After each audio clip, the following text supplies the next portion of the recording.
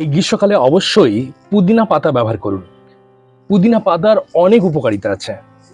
এটি যেমন খেতেও সুস্বাদু, তেমনি শারীরিকভাবে অনেক উপকার আমাদের দিয়ে থাকে। আমরা প্রত্যেকেই কম বেশি পুদিনা পাতা ব্যবহার করি, বিশেষ করে গ্রীষ্মকালে। চলুন জেনে নিই পুদিনা পাতা আমাদের কি কি উপকার দেয়। পুদিনা পাতার উপকারিতা: হজমে সাহায্য করে।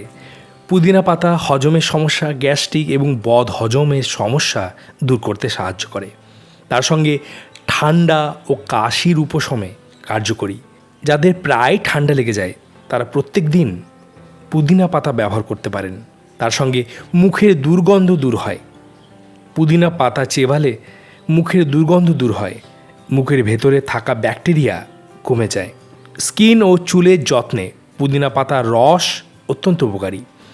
যাদের মাথায় অত্যন্ত খুশকি তারা পুদিনা পাতা বেটে তার রস ব্যবহার করতে পারেন। স্কিনের সমস্যা, ব্রণ সমস্যা হয়, তারা পুদিনা পাতার রস ব্যবহার করলে সেই ব্রণর দাগ খুব সহজেই মিটে যায় এবং ব্রণ হয় না।